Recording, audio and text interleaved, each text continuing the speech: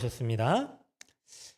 여러분들은 부활, 또 예수님이 우리를 위해서 다시 살아나신 사건을 믿고 또 그리고 의지하며 살아가고 계십니까? 네, 아멘이시죠? 성경에는요, 우리의 이성과 상식으로는 믿지 못할 많은 일들이 쓰여져 있습니다. 그리고 사람들은 그 성경을 믿는다라고 이야기를 하고 있죠. 제가 GPT한테 물어봤어요. 인공지능에게. 도대체 믿음의 사람들이 제일 믿지 못하는 성경의 사건들 5가지가 무엇인가 했더니 가장 먼저 나오는 게 부활 사건이었어요. 그리고 창조 사건, 그리고 노아가 홍수 사건, 노아의 홍수, 홍해를 가른 사건, 예수님이 기적을 일으킨 사건 등등 도저히 사람들은 이성이라고 하는 관점으로 볼 때 믿지 못하겠다라고 얘기를 합니다. 그래서 때로는 사람들이요, 기독교인들을, 신앙인들을 전혀 검증할 수 없는 것들을 맹목적으로 신뢰하는 사람들이다라고 맹목적인 집단이라고 오해를 하기도 합니다. 근데 여러분 한번 생각해 봤으면 좋겠어요. 과연 지금 지구상의 인구가요, 82억 명이 넘어섰다라고 하는데 그 중에 31%가 기독교인입니다. 대략 24억 7천만 명 정도가 되는 사람들이 그러면은 정말로 맹목적인 것을 집단적으로 맹신적으로 믿고 따르는 사람들인가? 기독교의 부활이 거짓이고 사람들은 허구를 믿고 그 허구를 위해서 생명을 내어버리는 무모한 사람들인가? 한번 생각해 봤으면 좋겠습니다. 예수님이 죽으셨다라고 성경이 기록을 하고 있는데 죽으셨다가 다시 살아나신 사건은 그럼 우리가 믿을 수 없는 픽션 사람들이 지어낸 이야기인가? 그런데 여러분 전혀 그렇지 않습니다. 역사적으로도 그렇고요. 수많은 사람들이 부활을 현실적으로 그리고 사실적으로 경험하고 증언하고 그리고 지금도 믿고 있습니다. 부활은 실제입니다. 아멘. 이 부활이 없다면요, 우리의 믿음은 헛것이라고 성경이 얘기를 하고 있죠. 그래서 성경에서는 부활이 400회 이상 언급될 정도로 가장 중요한 믿음의 가치이다라고 얘기를 합니다. 가장 의미가 있는 것이죠. 자, 당시에도 부활은 어려운, 사람들이 믿기 힘든 사건이었었습니다. 우리는 생각하기에 옛날 사람들, 2000년 전의 사람들은 무모하고 무식해서 지식과 과학이 발달하지 않아서 그 사람들은 부활과 같은 현실적이지 않는 이야기를 믿었다라고 생각을 하지만 그거는 큰 오해입니다. 당시 시대가 헬라 로마 시대였죠. 그리스 시대였습니다. 그러니까 우리가 뭐 그레코 로만 레슬링이 그때부터 시작됐잖아요. 그런 이야기를 하기도 하는데 그 시대에는요, 지금보다도 더 사람들이 사고하고 사색하고 철학이 발달하고 그리고 더 현실적인 시대였었습니다. 당시에는요, 영이 육체로부터 벗어나는 것을 가장 숭고한 가치로 여겼었던 시대예요. 여러분, 사람들이 고생하면서요, 철학을 추구해요. 이데아라고 하는 이 이성을 뛰어넘은 상태를 추구하는 거예요. 그래서 그 자리에 들어가기까지 수많은 고행을 하기도 하고, 책을 읽기도 하고, 철학적인 사유와 사고를 하기도 했습니다. 논쟁을 했죠.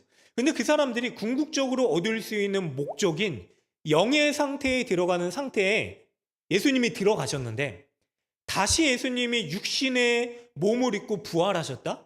정말 미련한 짓이죠. 있을 수 없는 일입니다. 당시에 사람들이 생각하기에 도대체 왜 그런 미련한 짓을 해? 겨우 육신의 고통과 이 정말로 더러운 육신을 벗어버리고 영적인 상태에 들어갔는데 부활을 한다? 있어서는 안 되는 일이죠.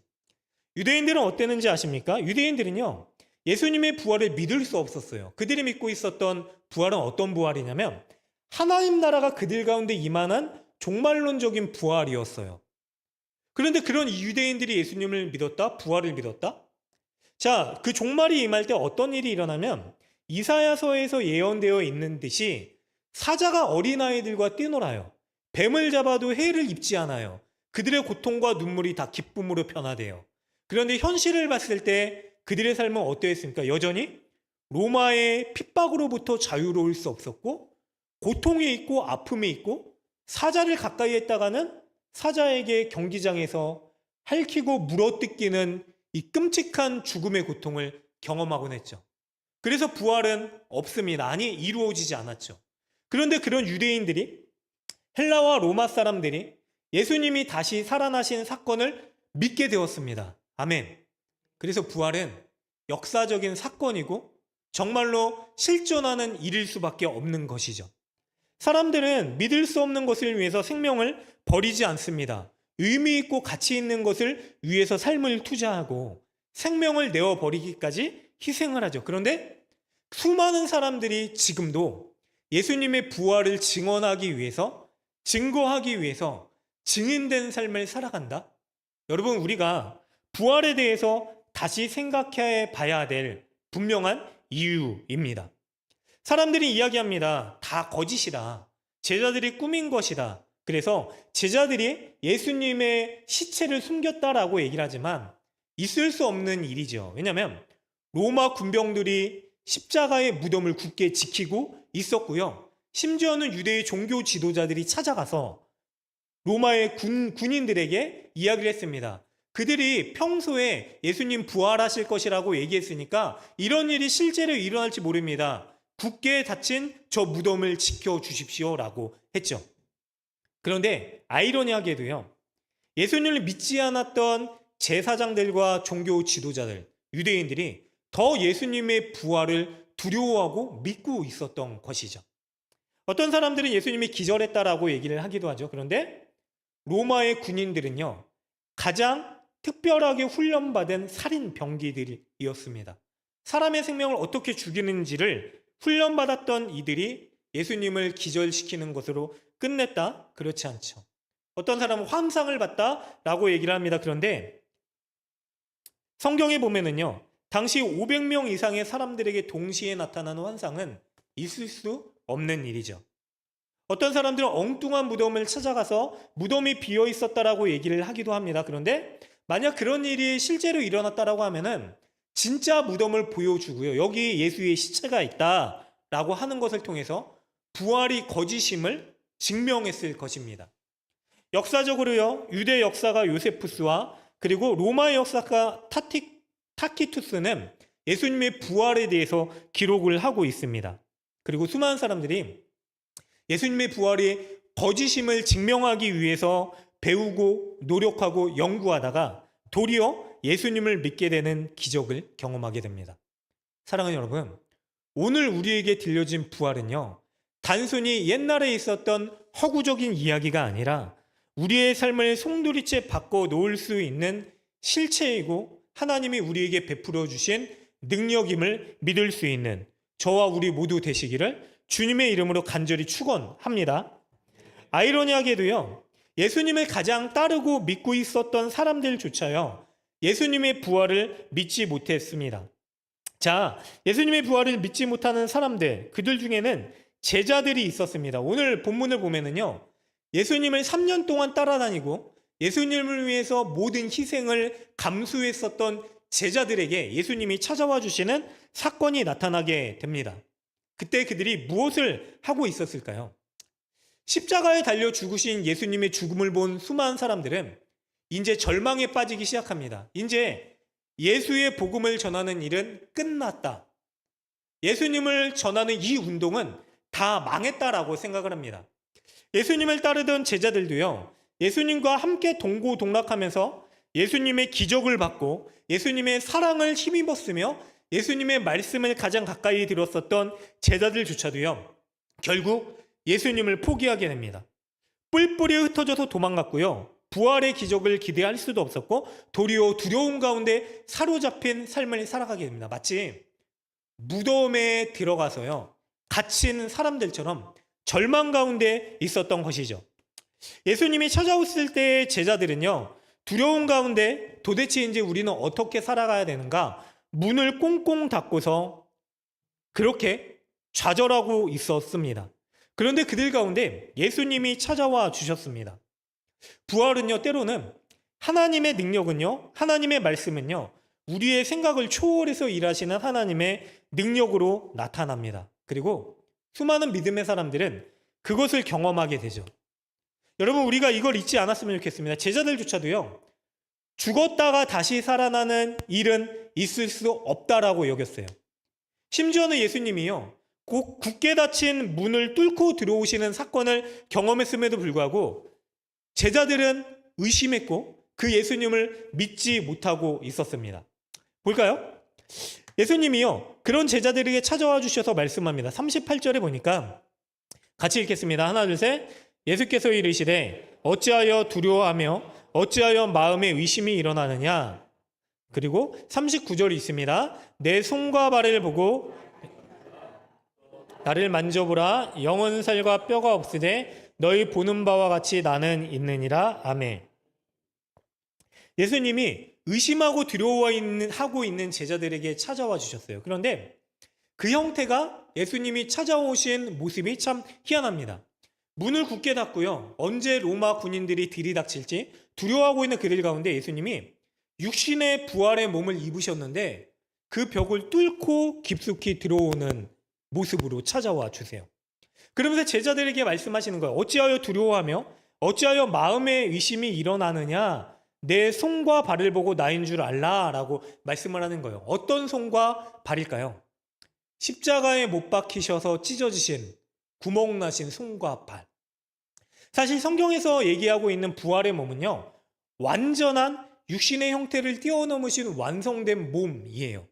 예수님이 부활하셨으면 그 몸을 입고 오셨을 텐데, 그런데 성경에는 그렇게 얘기하지 않으시고 예수님이 어떻게 말씀하셨냐면, 내가 너희를 위하여 찍힌 내 손과 발, 이 십자가 위에서 죽음을 경험한 이 상처, 흔적을 너희가 봐라.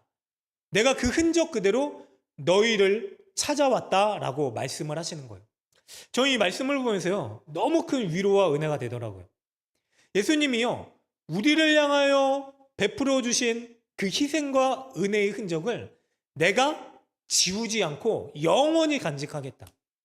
너희들은 두려워하여 나를 떠나고 배반했지만, 그런데 그들 가운데 먼저 예수님을 찾을 수 없는 이들에게 찾아와 주신 예수님, 그리고 예수님이 그 흔적을 다 짊어지시고요, 그 아픔을 다 짊어지시고요, 내가 너희를 향한 이 사랑을 지우지 않겠다라고 하시면서 찾아와 주신 사건. 그래서요, 예수님의 다시 찾아와 주신 사건은요, 우리에게 은혜이고 소망이고 위로를 줍니다. 여러분, 부활하신 예수님이 우리에게 찾아오신 이 말씀은요, 단순히 우리와 상관없는 과거에 있었던 그냥 역사적인 일이라고 할 수 있을 정도의 일이 아니라 지금 현실의 삶을 살아가고 있는 우리에게, 때로는 절망하고 두려워하고요, 아픔과 고통 가운데 절규하고 있는 우리들의 삶 가운데 우리가 주님을 찾을 수 없을 때 깊숙이 찾아와 주셔서요, 우리를 다시 소망의 자리로 끄집어내시기 위해서 찾아와 주시는 은혜의 사건임을 믿을 수 있는 저와 우리 모두 되시기를 주님의 이름으로 간절히 축원합니다. 그래서 찢겨지신 손 그대로 우리에게 손 내밀어 주세요.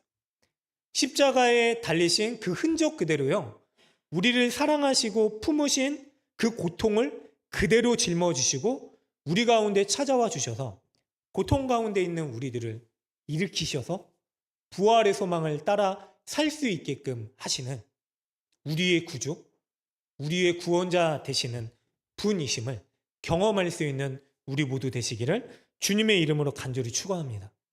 그런 의미에서 제자들에게 가장 먼저 뭐라고 말씀을 하시냐면, 너희에게 평강이 있을지어다. 아멘. 어떤 평강일까요? 단순히 두려움이 아니라 내가 평안하게 안락하게 살아가는 평강이 아니라, 여기서는 헬라어로 쓰여 있지만 원래 원 의미로 보면은 샬롬이라고 하는 의미예요. 뭐냐면 이 평강은 그냥 우리가 그냥 넉넉하게 그냥 아무 일 안 일어나게 안일한 삶을 살아가는 평강이 아니라, 하나님과의 깨어진 관계가 회복돼서요, 그 아버지 하나님의 품 안에서 살아가는 것 같은 그 기쁨의 평강. 삶에 어떠한 두려움과 고통이 오더라도요, 하나님께서 우리를 품어주시는 그 은혜의 품을 포기하지 않으시고 덮어주시는 위로와 소망의 평강. 그 평강을 선언하시는 것이죠. 그리고 이 일로부터 제자들의 삶이 변하기 시작합니다. 그런데 참 쉽지 않아요. 제자들의 모습을 보면은요. 40절에 보니까 이 말씀을 하시고 손과 발을 보여주세요. 그리고 나서도 제자들이요. 너무 기뻐요. 우와, 예수님이 진짜 다시 살아나셔서 우리 가운데 왔나 보다 하지만 아직도 믿지 못했대요. 여러분, 제자들의 상식이요. 이성이요. 그리고 그들의 생각이요. 그들의 이성과 상식이 사로잡힌 울타리가요. 하나님이 그들 가운데 들어오는 것을 방해하고 있었던 거예요. 정말로 세상의 모든 일들이 하나님조차도 우리의 이성으로 과학적인 논리로 증명되어야 된다라고 생각하십니까? 내가 생각하기에 상식적으로 납득할 만한 것은 믿을 수 있지만 그런데 이성의 상식을 벗어나는 일들은 있을 수 없지라고 하면서 하나님을 외면하고 하나님의 기적을 거부하고 계십니까? 여러분, 이성으로요, 과학적인 논리로 증명할 수 있는 것들은 많지 않아요, 사실. 제가 직장 생활할 때요, 그때가 20년 전이에요, 벌써. 그런데 20년 전에 제가 반도체 공장 다녔는데, 그때 당시 어떤 일이 일어나고 있어, 공장 안에 사람이 직원들을 이제 빼가는 거예요. 다 이제 관리하는 일로 빼가고 어떤 일을 하냐면 로봇들이 다 일하기 시작해요. 자동화됐어요, 그때 이미. 최첨단의 기술이 이미 예전에도 있었어요. 그런데 반도체를 만들 때 제가 했었던 일이 제가 의도하진 않았는데 가스를 많이 써요. 그래서 가스를 막 쪼개가지고 그 입자로 반도체를 만드는 건데 그거를 관리하는 거예요. 법규에 맞게 이제 분석도 하고 배출할 수 있도록 유해 가스들이 많으니까. 그런데 그 가스들을 제4의 상태, 좀 어려운 말인데 어쨌든 막 분자를 쪼개고 가열하고 막 희한한 상태에서 플라즈마 상태라는 것을 만들어서 쪼개가지고 물질을 만들어서 원하는 것을 이제 막 뿌리는 거예요. 그런데 배출을 해야 되는데 그 안에서 얘네들이 쪼개지니까 무엇이 나가는지를 알 수가 없는 거예요. 세상에서 가장 발달한 분석기로도 뭘 측정할 수 있냐면 우리가 아는 물질만 측정할 수 있는 거예요. 그래서 나중에는 나가는 가스들을 우리가 뭐가 나가는지를 다 법규에 맞게 관리하고 보내야 되는데 뭐라고 얘기를 하냐면 분석 불가 물질이 있다라고 증명서에 써요. 우리가 내보내는 배출 물질 가운데 이런 것들은 우리가 분석할 수 있지만 뭐가 어떻게 변형돼서 나아가는지 알 수 없습니다. 분석 불가. 이성의 상식으로도요, 과학적으로도요, 여러분 우리가 판단하거나 증명할 수 없는 일들이 세상 가운데 존재하고 있어요. 영혼의 상태가 그렇고요. 우리가 할 수 없는 경험하지 못하는 기적의 상태들이 그렇습니다. 그런데 하물며 하나님이 세상을 창조하시고 우리의 주인 되심을 믿는 우리 가운데 그 하나님을 이성의 상식으로 증명해야 된다. 그래서 부활은 없고 창조는 있을 수 없고 도대체 우리가 그냥 생각하는 대로 유추하는 대로 그리고 이론을 만들어서 그냥 그 정도로 하나님의 능력을 제한한다. 사랑하는 여러분, 하나님은요 상식을 뛰어넘으신 전능한 창조주 하나님이심을 우리의 생명을 다스리시고 그 생명 이후에 있는 삶의 상태까지도 다스리시는 분이심을 믿을 수 있는 은혜가 있으시기를 간절히 바랍니다. 제자들도요 그 한계에서 벗어나지 못하는 거예요. 예수님을 만났는데 죽었다나 살아나신 예수님의 은혜를 경험했음에도 불구하고 그들의 이성으로 보지 못하는 거예요. 그들의 이성에 가로막혀서 예수님을 믿지 못하는 거예요. 그래서 예수님이 이렇게 말씀을 하시는 거예요. 너무 기쁜데 아직도 믿지 못하는 이들을 향해서 여기에 도대체 먹을 것이 있느냐? 우리와 같이 낮아주셔도 먹지 않아도 되시는 분이 같이 먹으시고 육신으로 부활하시는 모습이 어떠한 것인지를 소망으로 볼 수 있게끔 하시는 거죠. 그리고 와서 또 어떤 일을 하시냐? 말씀을 통해서요. 제자들이요. 그 말씀이 주인이 누구이신지를 알게 해요. 자, 말씀을 잘 알고 있는 제자들이었을 거예요. 자, 앞부분에 어떤 내용들이 나오냐면 엠마오 도상을 걸어가는 두 제자들의 이야기가 나와요. 근데 저희가 이 뒷부분을 다루고 있죠.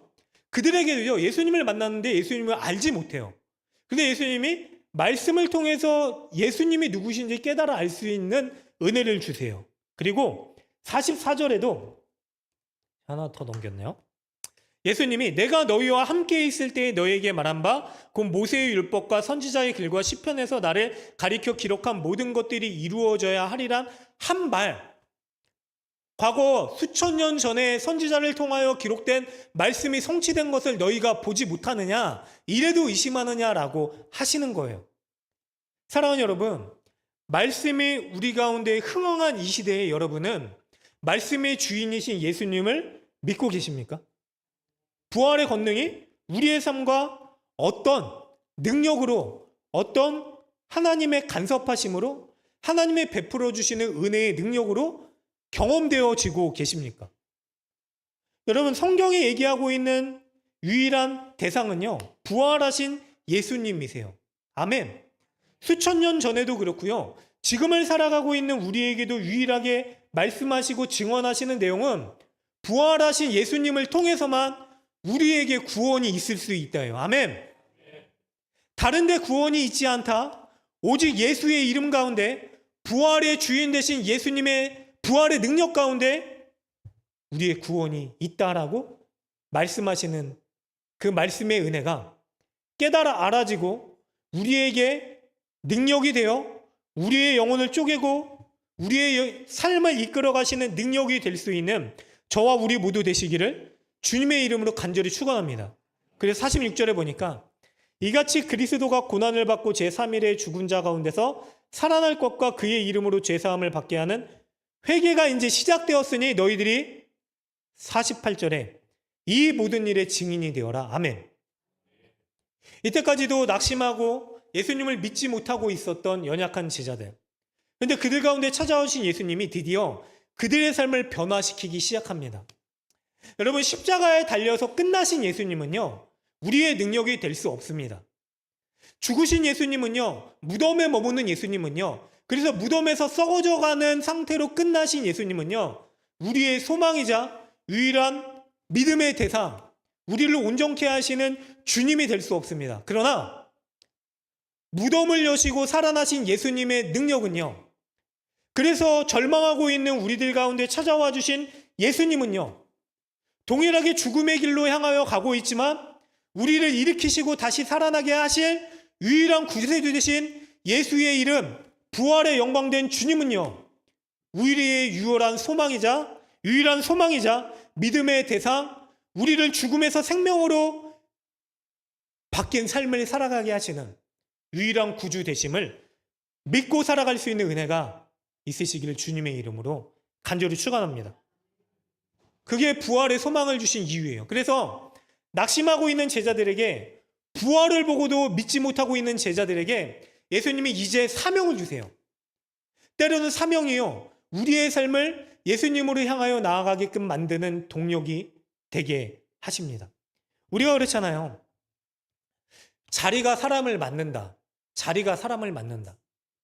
저 또한요, 절대로 목회자 될 수 없는 인생이었음에도 불구하고 하나님이 저 때문이 아니라 저희 부모님과 할머니 때문에 죽었던 저를 찾아와 주셔서 일으켜 세워주시고 사명을 맡겨주셨다라고 많이 말씀드렸잖아요.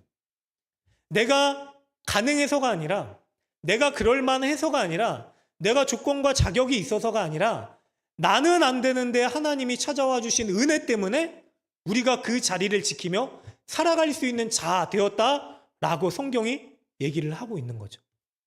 제자들이 어디에 있었습니까? 희박하지만 예수님이 말씀하신 은혜를 따라 모이기 시작했어요. 두렵지만 이제 우리는 어떻게 살아가야 되는가? 예수님이 계시지 않는 인생 가운데 우리는 무엇을 위해서 살아가야 되는가? 그러나 예수님이 있으라고 한 자리, 다락방에 머물면서 예수님을 다시 만나게 되는 은혜를 경험하게 됩니다. 예수님이 증언된 삶을 주시면서 이렇게 말씀을 하시는 거예요. 너희들이 내 말을 의지하고 붙들고 이제는 내가 원하는 자리에 머물면서 내가 너희들을 통하여 하는 일들을 경험하고 선언하고 그리고 증명하며 살아가기를 원한다. 그래서 부활의 능력을 믿고 살아가는 사람들은요, 이제 더 이상 세상이 아니라 우리가 두려워 떨며 짓눌려 살아가고 있는 이 세상이 아니라, 현실이 아니라 하나님께서 우리에게 주시는 부활의 소망을 구체적으로 우리의 삶 가운데 이루며 살아가게 됩니다. 예수님이 그 사명을 주심으로 이들의 삶이 완전히 변화되게 돼요. 십자가에 죽으신 예수님을 보고 끝난 상태라고 여겼었던 수많은 사람들은 무덤에 머물면서 예수님을 찾았지만, 그러나 그 무덤의 권세를 이기신 예수님께서 제자들 가운데 찾아와 주시고 나서의 제자들 삶은 어떻게 변화되었는가? 사망아, 너의 승리가 어디 있느냐? 사망아, 너의 쏘는 것이 어디 있느냐? 동일하게 예수님의 십자가를 짊어지고요. 그 자리가 사망의 길이라도 두려워하지 않고 부활의 소망을 따라 예수님을 증언하기 위해서 살아가는 삶을 살아가게 되죠. 제자들은 예수님의 십자가에서 달려 죽으신 모습을 보고 뿔뿔이 흩어져 다 패배하는 모습으로 도망갔어요. 그런데 그들이요, 예수님이 다시 찾아와 주신 사건을 경험하고 나서 어떻게 변화되었는가? 주님께서 말씀하신 대로 나도 주님의 십자가를 짊어지고 주님을 증언하기 위한 부활의 소망을 따라 영생의 기쁨을 따라 살아가겠습니다 라고 다짐하면서요, 자기 십자가를 지고 죽으러 가는 길이지만 사망이 끝이 아니라 우리에게는 영생의 소망이 있다라고 하는 믿음으로 달려나아가기 시작했습니다. 수많은 사람들이 생명을 버리면서까지 취하고자 했었던 영생의 기쁨을 알게 되었기 때문에요, 주님, 이 세상의 고통이 저의 끝이 아닙니다. 이 땅은 잠시 거쳐가는 순간일 뿐입니다 라고 믿으면서요, 영생의 소망을 붙들고 가는 삶을 살아가겠습니다 라고 주의 이름을 붙들고 살아가기 시작했죠. 그래서 그들은 바울과 같은 동일한 고백을 합니다. 내가 그리스도와 함께 십자가에 못 박혔나니 그런지 이제 내가 사는 것이 오직 내 안에 그리스도께서 사시는 것이라. 이제 내가 육체 가운데 사는 것은 나를 사랑하사 나를 위하여 자기 자신을 버리신 하나님의 아들을 믿는 믿음으로 제가 살겠습니다. 아멘. 여러분, 부활의 소망이 우리를 주님을 믿는 믿음으로 살게 합니다. 그것이 우리의 소망 됩니다. 그리고 그것이 우리의 기쁨 됩니다. 그래서 혼탁한 이 시대를 살아가지만 여러분, 기독교 가운데는 늘 박해가 있어요. 어려움이 있었어요. 한 번도 박해가 없었던 적이 없었습니다. 그럼에도 불구하고 어떻게 주님의 부활을 믿는 이 신앙이 수천 년 지나 지금까지 유일하게 유지될 수 있는가? 주님이 연약한 우리 가운데 찾아와 주셔서 부활의 신앙을 경험하고 우리의 능력되게 하여 주시는 은혜를 주심으로 우리가 그 부활을 증언하는 삶을 살게 하셨기 때문에 이 놀라운 역사가 우리 가운데 있을 수 있었던 것이죠. 때로는 내일을 향한 두려움이 있고요. 때로는 주님의 이름으로 찬양할 수 없고 영원한 구원을 확신할 수 없는 상태 가운데 있더라도요, 사랑하는 여러분, 십자가의 흔적, 우리를 향한 사랑의 흔적을 가지신 예수님께서 지금도 우리와 함께 하시면서 우리로 하여금 증인의 삶을 살아갈 수 있도록 이끌어 주고 계심을 믿으시고요. 무덤에 머물러 죽어가는 삶이 아니라, 생명이 없는, 소망이 없는 삶이 아니라, 그래서 낭망하고 주저하는 인생이 아니라 주님이 확실하게 부활의 주인으로 우리 가운데 임하신 이 사건을 믿으시고요, 주님의 이름으로 사망의 권세를 이기신 진정한 부활의 권세에 있는 하나님의 자녀로 날마다 승리하며 살아갈 수 있는 저와 우리 모두 되시기를 주님의 이름으로 간절히 축원합니다. 제가 늘 말씀드렸었던 짐 엘리엇 선교사님, 여러 가지 말씀드렸었는데 그 선교사님이 결국 아우카 부족에게 죽임당하고 복음을 전하기 위해서 갔다가 바로 순교하세요. 그런데 당시에 미국의 크리스천 잡지들이 그를 향해서 뭐라고 그 죽음을 얘기했었냐면은 얼마나 의미 없고 미련한 죽음인가 라고 얘기를 했어요. 그런데 짐 엘리엇 선교사님이 살아있을 때 그의 일기를 통하여서 예수님을 믿는 삶을 뭐라고 얘기를 했냐면, 이거는 절대로 헛된 낭비가 아니라 영원한 것을 위하여 일시적인 것을 내려놓는 것은 전혀 어리석은 일이 아니다. 주님, 나를 사용하여 주시옵소서. 주님의 불꽃 삼아 주시옵소서. 활활 타오르는 하나님의 증인 되게 하여 주시옵소서. 그리고 복음을 전하다가 하나님의 품으로 가셨죠. 사랑하는 여러분, 사나 죽으나 우리의 유일한 위로, 그것은 사나 죽으나 유일한 우리의 소망 대신 지금도 살아계신 예수 그리스도이심을 경험하시고요, 가장 의미 있고 가치 있는 주님의 부활의 증인으로 우리의 삶에서 생명을 나누시고 그리고 사람을 살리시고 생명력 있는 주님과 동행하는 삶을 살아갈 수 있는 우리 모두가 되시기를 주님의 이름으로 간절히 축원합니다. 기도하고 또 성찬을 진행하도록 하겠습니다. 부활하신 예수님, 오늘 이 말씀을 통해서 우리의 삶이 변하고 우리의 연약함과 실패에도 불구하고 일하시는 하나님의 부활의 능력을 힘입어 살아갈 수 있는 변화된 삶을 살아가는 저와 우리 모두 되게 하여 주시옵소서. 예수님 이름으로 간절히 기도드립니다. 아멘.